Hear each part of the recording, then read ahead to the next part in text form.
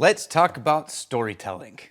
I'm Daniel Whittington, Chancellor of Wizard Academy and Whiskey Marketing School. We're also going to drink a gift that was left behind by our Compass Box friends when they were here. I thought we would go ahead and put it on the channel, because why not? Okay, when you're doing tastings or talks about whiskey or shooting videos or doing a Zoom event or any of the ways if you as a person are involved in presenting whiskey to your friends, you're having people over for dinner, they know you're a whiskey nerd, you want to sit out on the back deck or at the kitchen table and try some of your absurdly large collection with them. It is easy as a nerd to get lost in facts and details and data and the information, like the spec sheet on Compass Box, which we're going to go into, and first fill and pot still. But here's the thing. If I meet a car guy, right, just a car guy, he's like, he likes cars. And I sit down and I'm like, so tell me about cars. If he goes into, let me explain how, a camshaft, and I'm going to explain how the wiring system works, and he starts going into the details of how cars are made and manufactured. Very quickly, I'm going to give almost zero about listening to this guy talk about cars. I don't actually care I'm not a car guy, right? But cars are interesting. Like, I would consider myself not a car guy, but I think cars can be beautiful and ugly, and I think cars are really fun to drive, and I love driving in my car. I know the basic fundamentals of how it works, and that's enough for me. But when I meet a car person, I want to hear interesting stories about cars. I want to hear the weirdest car ever made that was like a fluke. I want to hear the scariest car ride they've ever been on. I want to hear the worst car they ever drove. I want to hear stories about the cars. If you're going to tell me about BMW, I want to hear stories about a BMW. I don't want to hear the engine specs and the horsepower, right? But so often, as whiskey nerds, this is what we do. This is the wrong way to talk about whiskey. Now, I am going to give you two basic framework shapes that you can sort of think about when you are going to present a whiskey. And then I want you to think about, well, I'll wrap it up with why I'm saying this. So I'm going to give you two shapes. These are basic, two fundamental story shapes. And there's a thing that's, there's only ever 7 stories. In the whole world, there's only ever been 7 stories. And that's why you keep feeling like a repeat of the shape of a story. I've heard this story before. The most popular one, especially when Hollywood and movies, by far, it's almost every single Marvel movie ever made, almost, is the hero's journey, right? This is the most classic shape of a story. And that essentially goes from your left to my right, to my left, your left, your right. Plugging along, enters our person. Goes down, oh no, they fight their way back up, they win, and then you do a wrap-up.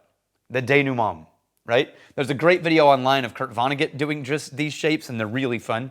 And he finishes by saying, I think, like, every time someone tells that story, they make another $1 million. You can do it too. And that's true, right? So, but the important part is, when you give a story shape, that's what gives a story energy. We've met people who are like really great at storytelling, and people who tell a story, and they say a thing that happened, and then they just stop. And you're like, huh. Whereas someone's really good at storytelling, there's a feeling of an energy to the story. And if you think about it, go look back, you will see that there was a shape to their story. And most people do this intuitively. They don't sit down in the living room and think, I'm going to tell stories and what's the shape of my story. That's why I'm telling you this, because this is what we do at Wizard Academy. And in Magical Worlds of Communications and the business classes here, we teach you how to do intentionally and on purpose what intuitively talented people do automatically, right? For example, the story of Compass Box. It could be a great story. The story of John Glazier, the founder of Compass Box.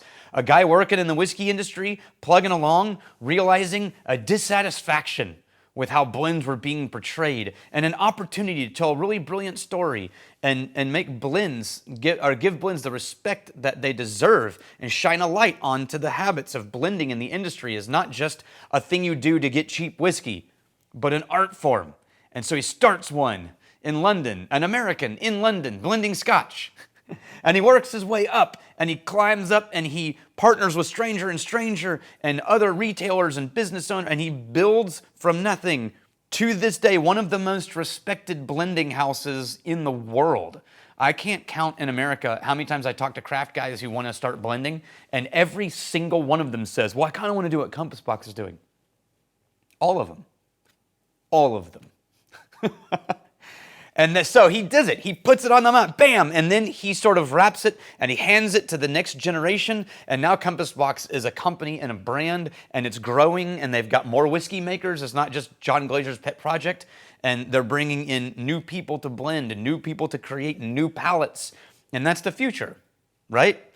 But that has energy, right? Starts here. Don't like how the world looks at these things. I'm going to do something different. Build it, and bam, that's a shape. I'm going to tell you the next shape in a second, but first we're going to talk about hedonism. Now, hedonism, as far as I know, and I think they say this, but as far as I know, the first blended grain whiskey that was ever really put onto the market in any real way. Blended grain is grain whiskey, which means column distilled, usually from a commodity grain like corn or wheat, and then mixed with single grain column distilled whiskey from another distillery. In this case, it's Cameron Bridge and Girvan are the two distilleries in here.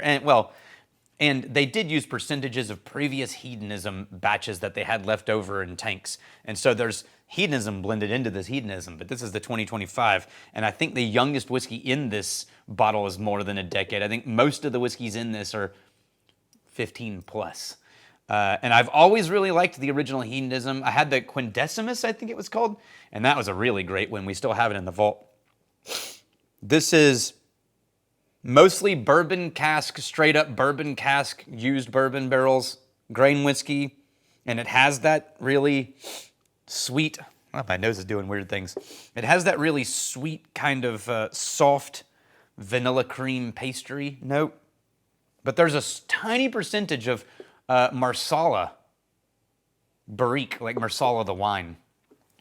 And that's adding in a dark note that I'm not used to in hedonism that makes it almost smell like a cream cheese puff with a little bit of cocoa powder dusting, like almost a hint of chocolate, but not enough where it's like, that's chocolate.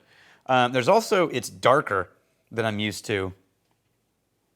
Instead of just pure light vanilla cream, it's got a darker bready note to it and a density that I was not expecting from the grain whiskey.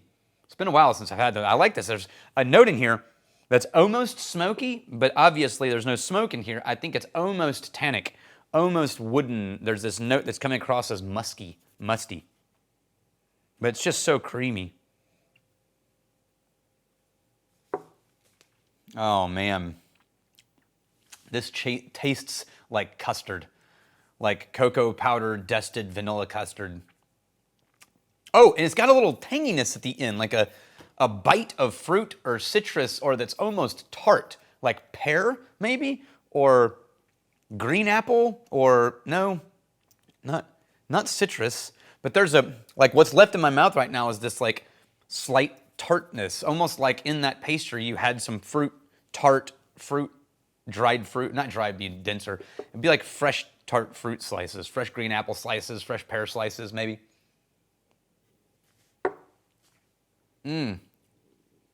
It's soft. It drinks soft. It's at 46%, I think. Son of a bitch, I can't read this thing. Okay. Yeah, 46%. Artwork by Sofia Bonatti, and I don't know if I'm getting that name right.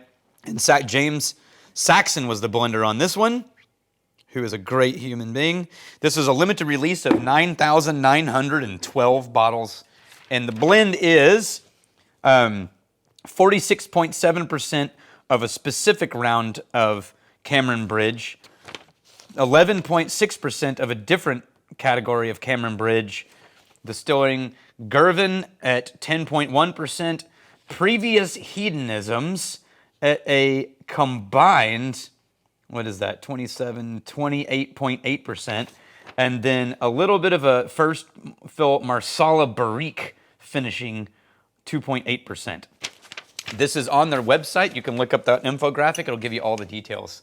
I'm going to add a little bit of water, even though it's a little bit low on the proof, and just see what happens. And then, so the next shape, we call it the flower shape. And that's when you have a core theme, and then you have flower petals that you draw in a loop around the outside. Like when you're a little kid and you're drawing a flower and you just draw the petals around, right? And what that is you have a central core theme of a story you're trying to tell, and you arc into little vignettes to expand and open up that story, right? If you were talking about Scotland, this could be, let's tell a little bit about Lowland, let's tell a little bit about Highlands and Islay. If this was about Irish whiskey, it could be, let's do a little vignette on what is blends, what is pot still, what is single malt in Ireland. If you were telling the story of hedonism, it could be, let's do a little story, or compass box. It could be, the central theme is compass box. Let's do a little flower petal on hedonism, a little flower petal on this. Now, the key on that is every little vignette comes back down, comes back into this and just reinforces the central theme. But each little flower petal can be its own little story with its own little shape. If you have 5 flower petals on a flower petal and you're telling a story of compass box, you could tell 5 heroes' journeys. Each one its own little, well, we entered this and we ran into this and then we did this and then it worked. There's several other shapes. We teach them in the classes here. There's several other formats. But what I want you to take from this is not that you have to tell stories in a hero's journey or that you have to tell stories in a flower petal shape. What I want you to take from this is be thoughtful, tell stories, right? It's not enough to just have something interesting, invite some people, give them a Zoom link, show up, ramble about facts for an hour, and then, well, thanks for coming. That is the laziest bullshit on the planet. Anybody can send out invites to a gathering or a tasting or a Zoom call and then read facts off of things we could have Googled. It's lazy, and it's a guaranteed way to make sure that the people who were initially excited to be a part of what you were inviting them to immediately regret it. Not that I have any opinions about it. Do people the justice of preparing what you want to say and present. This product does not speak for itself. You have to tell the story and make it a story and make it an interesting story. So next time you present a whiskey to a friend or anybody or a spouse, you want them to try something, don't just say, hey, I want you to try this. It's single grain from Compass Box, one of my favorite, and it's got this percentage of whiskeys in it. Don't just do that. That's helpful after the fact. If they start asking questions, it's good to have that information. But I want you to try to figure out, how do you tell the story of your whiskey as a story, and then have them try it, and then answer their questions if they have any about facts and information. Win the heart, the mind will follow. Treat your audience with respect, do some preparation. Tell a good story. Cheers to you. I'm really glad you're here. If you liked when we tell stories, sometimes we tell stories. We look at the facts on bottles often, but if you like stories, then follow along, like and subscribe.